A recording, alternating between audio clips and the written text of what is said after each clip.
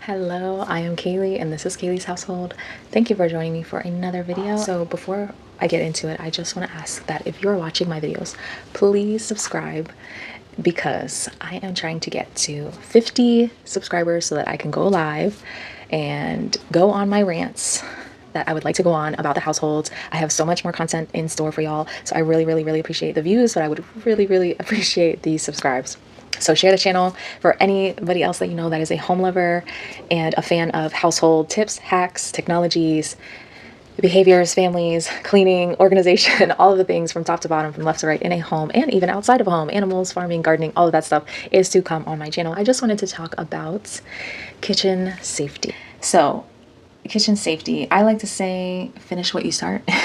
Point of safety is cleaning things up immediately before there is time to forget. This is something that is in a lot of home economics films. Sharp knives are less dangerous than dull ones. And this is good. This is good stuff. I didn't realize this. So sharp knives, there's less force that is required. So it's less likely to slip out of your hands when you're cooking or, doing things in the kitchen.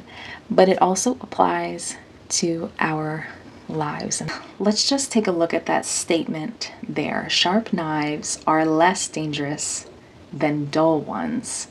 And when I think of things that are sharp, I mean, when you hear the word sharp, you think of intellect, or at least I think of intellect. Like when someone's like, oh, he's sharp, or she's sharp. You could be talking about how they look, but more than likely you're talking about their intellect. And so it was interesting for me to translate this home economic statement across to human behavior and psychology, because I'm thinking, oh, sharp knives are less dangerous than dull ones. Of course, that's why it is more dangerous to be ignorant. It is more dangerous to ignore things that are dull or that are not being maintained. It translates to our home and to our community and our social relationships. 1 Peter 5:8, it states, be alert and of sober mind. Your enemy, the devil, prowls around like a roaring lion, looking for someone to devour. Resist him, standing firm in the faith, because you know that the family of believers throughout the world is undergoing the same kind of sufferings. So this applies to being sharp and maintaining our sharp intellect by being sober-minded, by being clear-minded. Cleaning the home is the first practical way to clearing your mind. Proverbs 1:4 states, to make the simple-minded sharp and to give the young man knowledge and serious purpose. And in 5 it goes on to say, the wise man hearing will get greater learning, and the acts of the man of good sense will be wisely guided. And so to make the simple-minded sharp and to give the young man knowledge and serious purpose. And so sharpening a knife, it gives it serious purpose. And because of that serious purpose, it is less dangerous than one without a serious purpose. Translation and how I could quickly assign it a meaning to the home. Another home economics safety tip that is brought up. My dad always taught me this, and I'll never forget him teaching me this about knives. Cutting things in the kitchen or using a knife. He always said, use it in the direction of force away from your body. And that is stated in a lot of home economics course, is to point the knife in the opposite direction of your body.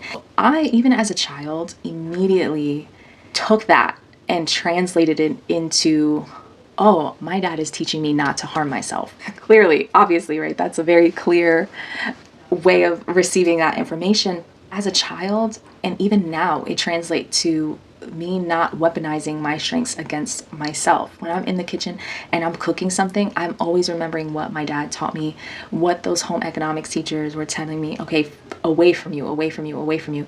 Use your knife wisely, use your intellect wisely, because there is purpose, and the more that you sharpen it, the less it should be used against yourself. Self-hate or harm or intellect, overthinking, all of those things, right? Do not use your own strength against yourself.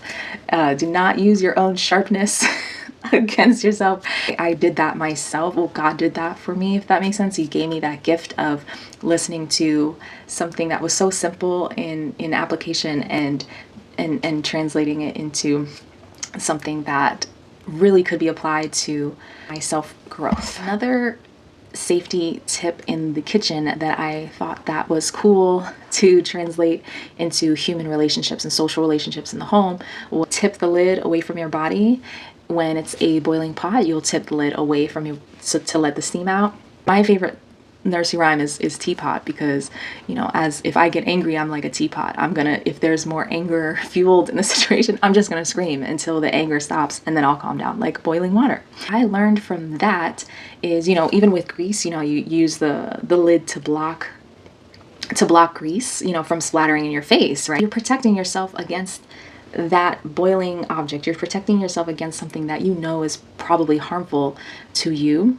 And so heated situations that involve anger in the home and family, or just people that you live with, are best approached in a way that slowly unravels the real problem. Letting steam out bit by bit, turning off the fire, allows space for the feelings to dissipate in order to approach them in a more logical manner. Not saying that anger is always a destructive emotion. I'm not here to shame anger. You know, you give the space for it to exist, but you kind of definitely need to let things cool off. I just thought that was so interesting, and I just wanted to kind of share my thoughts. Last thing that I want to mention is, in a lot of home economics videos, they talk about reading instruction manuals for caring of all appliances, and in order to make them last, in order to know how to use them. It's like, okay, well, if appliances have instruction manuals, I got an instruction manual. Okay, so I mean, that just, for me, I put those two things together. Just saying, if a dishwasher has an instruction manual and a stove and an air fryer, you got one too. You got one too. And yes, you, ma'am in the back, you have one as well. And it's called the Bible. And I'm just saying. Thanks for watching. That is all that I wanted to talk about. My thoughts on kitchen safety and common tips that home economics teach about that can be translated in a social way in the home, in your home, and in your home. And that is all. So peace be with you. God bless you. Love you. Thank you. Subscribe to the channel, and I'll see you in the next one.